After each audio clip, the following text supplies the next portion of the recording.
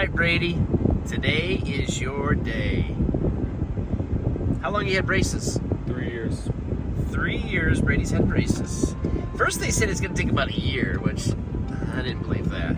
Then it was like, maybe 2 years. And now has it been over 3? August was 3 years, wasn't it? 3 in a few months.